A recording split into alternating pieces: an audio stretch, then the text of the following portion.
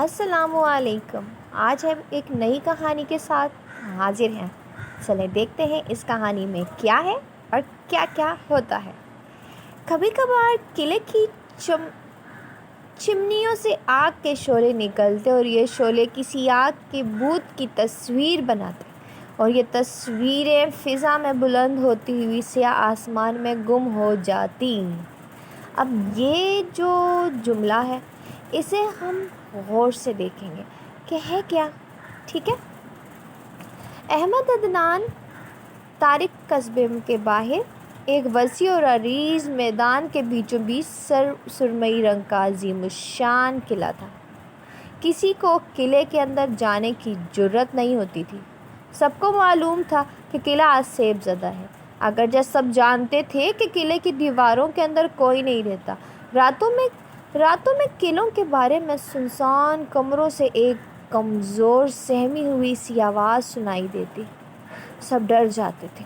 کبھی کبھار قلعے کی چمنیوں سے آگ کے شعلے نکلتے اور یہ شعلے کسی آگ کے بت کی تصویر بناتے اور یہ تصویریں فضا میں بلند ہوتی ہوئی سیاہ آسمان میں گم ہو جاتی۔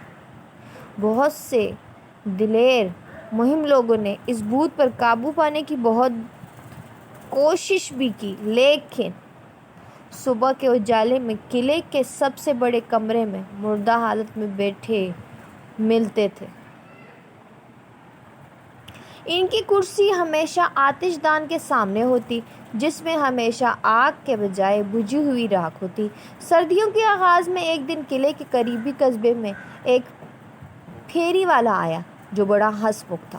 اس کا نام استبان تھا اور وہ بہت نڈر نوجوان تھا۔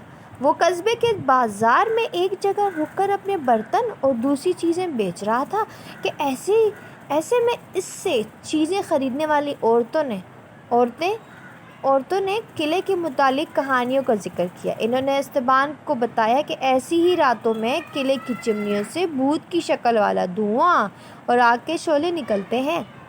اگر کوئی ہمت کر کے قلعے کے نزدیک جائے تو ماتم کرتی مظلوم آواز بھی سن سکتا ہے۔ استبان نے حیران ہو کر اس سے پوچھا، معزز خواتین، مجھے استبان بہادر کے نام سے جانا جاتا ہے۔ میں کسی انسان سے نہیں ڈرتا ہوں اور نہ کسی بھوت سے، میں صرف خدا کی ذات سے ڈرتا ہوں۔ مجھے تو خوشی ہوگی اگر میں قلعے میں آج کی رات گزاروں اور اس مظلوم روح کو دراست دے سکوں۔ خواتین حیرت زدہ نظروں سے اسے گھورنے لگی۔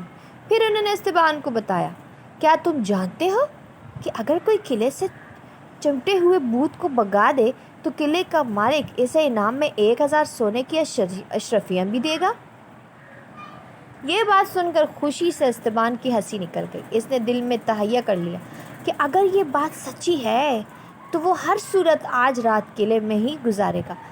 قلعے کو اس میں سے بسنے والے آسیب سے چھٹکارا دلوائے گا۔ استبان کھانے کا بہت شوقین تھا۔ اس نے خواتین سے کہا کہ وہ اپنے شوہر سے کہہ کر رات گزارنے کے لیے اسے لکڑی کے بڑے بڑے ٹکڑے لا کر دے تاکہ وہ قلعے میں ساری رات آگ جلا سکے۔ اسے مسالہ لگاتے ہوئے گوشت کے پارچے، ایک بڑی سلاہی میں پانی، 12 انڈے اور ایک توا لا کر دیں۔ قصبے کے لوگوں نے خوشی خوشی اس کی فرمائش پوری کر دی۔ سورج غروب ہوا تو استبان نے یہ ساری چیزیں اپنے گدھے پر لادیں اور اسے ہنکانا ہوا قلعے کی طرف روانہ ہو گیا۔ لوگ استبان بہادر کو چھوڑنے گئے، لیکن زیادہ دور تک نہیں۔ سورج ڈوب چکا تھا، سرد ہوا چیختی ہوئی آوازیں نکال رہی تھی، ہوا میں خنکی بھی تھی اور بارش کی بوندیں بھی۔ استبان نے گدھے کو قلعے کے دروازے کے پاس باغیچے میں گھاس چرنے کے لیے چھوڑ دیا۔ پھر کیا؟ پھر اس نے لکڑی کے ٹکڑے اور کھانے کی چیزیں قلعے کے بڑے کمرے میں پہنچائیں۔ کمرے میں اندھیرا تھا، چمگادڑوں کے پروں کی پھڑپڑاہٹ اسے کمرے کی چھت کے قریب سنائی دے رہی تھی۔ اس نے آتش دان میں لکڑی کے بڑے بڑے سوکھے ہوئے ٹکڑے ڈالے اور انہیں جلانے لگے۔ سرخ سنہری شعلے لپک لپک کر چمنی میں بلند ہونے لگے۔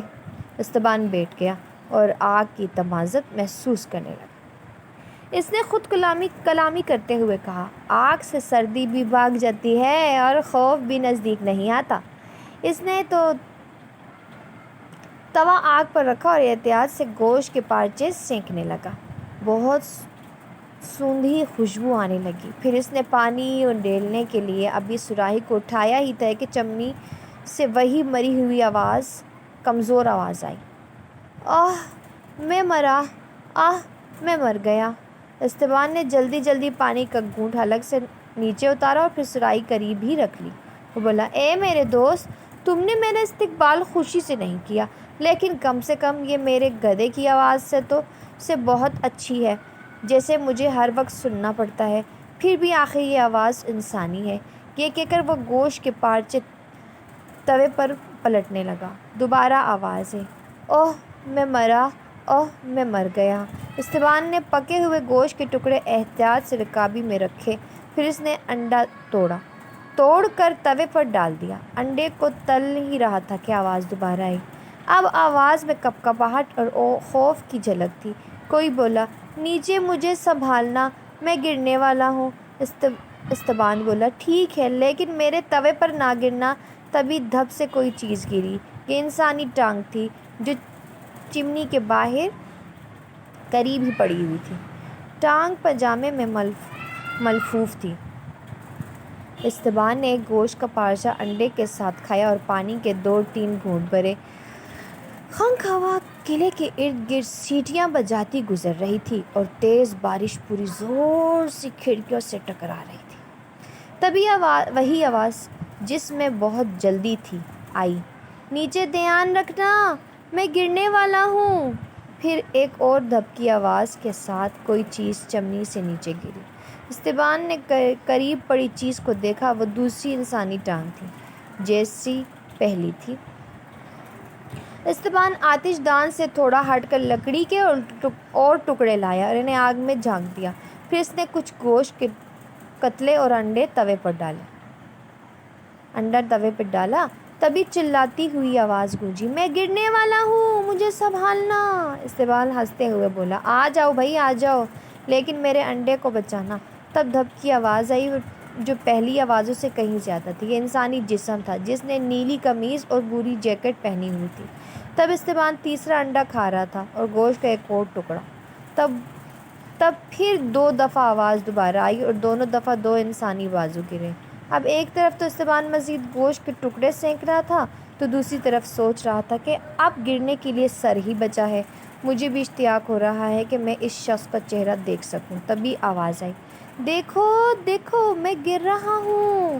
اور پھر وہی ہوا جس کے بارے میں استبان نے سوچ رہا تھا، یعنی سر بھی چمنی سے فرش پر گرا۔ اچھا بھلا سر تھا، سیاہ لمبے بال تھے، سیاہ آنکھیں بھی جو تھوڑی کھینچی اور مردہ سی لگ رہی تھیں۔ گوشت کے ٹکڑے ابھی آدھے باقی تھے۔ بھوت کے جسم کے سارے حصے ایک دوسرے سے جڑ گئے۔ اب وہ ایک پورا انسان تھا یا بھوت؟ استبان بولا، شب بخیر، کیا تم گوشت کا پارچہ اور انڈا کھانا پسند کرو گے؟ بھوت نے جواب دیا، نہیں، مجھے اب خوراک کی ضرورت نہیں ہوتی، لیکن میں تمہیں ایک بات بتانا چاہتا ہوں۔ تم قلعے میں آنے والے پہلے شخص ہو جس نے میرے ٹکڑے جڑتے ہوئے دیکھے، پھر بھی نہیں ڈرے، ورنہ دوسرے لوگ تو ٹکڑے دیکھ کر ہی دہشت سے مر جاتے ہیں۔ استبان کا تو میں نے آپ کو بتایا بہت بہادر تھا، اس لیے اس نے بہت سمجھداری سے ساری باتیں دیکھی۔ استبان نے بڑی سنجیدگی سے کہا، وہ شاید اپنے ساتھ کھانا اور آگ جلانے کے لیے لکڑی لے کر نہیں آئے ہوں گے۔ یہ کہہ کر وہ دوبارہ توے کی طرف متوجہ ہوا تو بھوت منت کرتے ہوئے بولا، اگر تم میری مدد کر دو تو تم میری روح کو قید سے آزاد کروا سکتے ہو اور میں پرسکون ہو سکتا ہوں۔ یہاں سین میں ایک برگد کا درخت ہے جس کی جڑوں میں 3 تھیلے دفن ہیں۔ ایک تھیلے میں تانبے کے سکے بھرے ہیں، دوسرے میں چاندی کے سکے اور تیسرے میں سونے کے سکے ہیں۔ میں نے زندگی میں دوسرے ساتھیوں کے ساتھ مل کر لوٹے تھے۔ میں انہیں چھپانے کے لیے قلعے میں لے کر آیا تھا، لیکن جب میں انہیں دبا چکا تو میرے ساتھیوں نے مجھے پکڑ لیا اور قتل کر کے میرے جسم کے ٹکڑے ٹکڑے کر دیے، لیکن وہ سکے نہیں ڈھونڈ سکے۔ اب میرے ساتھ آؤ اور انہیں کھود کر نکالو۔ تانبے کے سکے قصبے کے عبادت گاہ کو دے دو، چاندی کے سکے غریبوں میں بانٹ دو اور سونے کے سکے تم رکھ لو۔ ممکن ہے اس طرح میرے گناہوں کی تلافی ہو جائے۔ استبان صحن میں بھوت کے ساتھ گیا۔ گدھے کی نظر بھوت پر پڑی تو وہ رینگ رینگ کر ہلکان ہو گیا۔ برگد کے قریب بھوت نے دیکھا۔ کھودو، بھوت نے کہا، کھودو۔ استبان نے بولا، تم کھودو۔ لہٰذا بھوت کام میں جٹ گیا۔ کچھ ہی دیر میں تینوں تھیلے برآمد ہو گئے۔ بھوت بولا، وعدہ کرو تم میرے کہے پر عمل کرو گے۔ استبان نے وعدہ کر لیا۔ بھوت بولا، یہ میرے جسم کے ساتھ لپٹے ہوئے کپڑے علیحدہ کر دو۔ استبان نے جیسے ہی ایسا کیا، بھوت نظروں سے اوجھل ہو گیا۔ اس کے کپڑے فرش پر یوں پڑے تھے جیسے وہ خود انار کر گیا ہو۔ استبان سکوں کو بھی بڑے کمرے میں لے گیا، ایک اور انڈا تل کر کھایا اور پھر گھوڑے بیچ کر سو گیا۔ اگلی صبح قصبے کے لوگ اس کی لاش اٹھانے قلعے میں آئے، لیکن انہوں نے دیکھا وہ تو خوش باش بیٹھا انڈے تل رہا تھا۔ یہ ہلکاتے ہوئے بولے، تم زندہ ہو؟ استبان نے جواب دیا، کیوں نہیں بھئی، آپ کے انڈے اور گوشت نے رات بھر میرا بڑا ساتھ دیا۔ اب میں ذرا قلعے کے مالک سے مل کر اپنی 1000 اشرفیاں حاصل کرتا ہوں۔ قلعے کے بھوت ہمیشہ کے لیے چلا گیا ہے۔ تم اس کے کپڑے ثبوت کے طور پر صحن میں دیکھ سکتے ہو۔ لوگ ابھی حیرت سے اس کے منہ ہی تک رہے تھے کہ تینوں تھیلے گدھے پر لادے وہ وہاں سے روانہ ہو گیا۔ پہلے اس نے اشرفیاں حاصل کی، پھر وہ قصبے میں لوٹا اور عبادت گاہ کے منتظم کو تانبے کے سکے دیے، پھر غریبوں میں چاندی کے سکے بانٹے اور سونے کے سکوں اور اشرفیوں سے قصبے کے بچوں کو نڈر اور باشعور بنانے کے لیے ایک اسکول قائم کر دیا۔ یہ تھی استبان کی کہانی۔ آپ بتائیے، آپ کی کہانی کیا ہے؟ کیا آپ بھی بہادر ہیں؟ کیا آپ بھی بھوتوں سے ڈرتے ہیں یا استبان کی طرح نڈر اور بہادر ہیں جو کسی سے نہیں ڈرتے سوائے اللہ کے؟ یہ ہماری کہانی تھی۔ اسی کے ساتھ ہماری کہانی ختم ہوئی۔ تو نیکسٹ ہم دوبارہ ملیں گے اپنی نئی کہانی کے ساتھ۔ تب تک کے لیے اللہ حافظ، ٹاٹا۔